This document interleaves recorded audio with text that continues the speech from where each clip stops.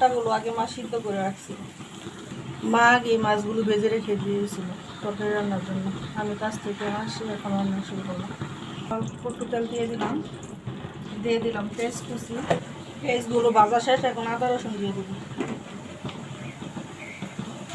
আদা রসুনগুলো ভেজে নিছি, এখন মরিচের গুঁড়া দিয়ে দিব, মরিচ বাটা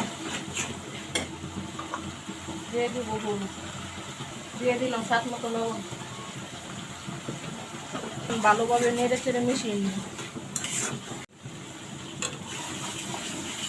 মশলাগুলো আমার কষানো শেষ, মশলা থেকে তেলও ছেড়ে দিচ্ছে। এখন আমি আলু আর ডাটা দিয়ে দিব।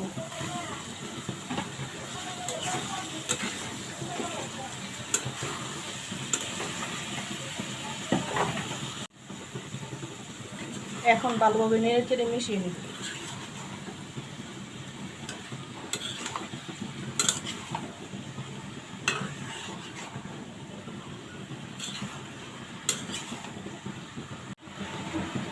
তরকারিগুলো কষানো শেষ, এখন ডিম দিয়ে দিব।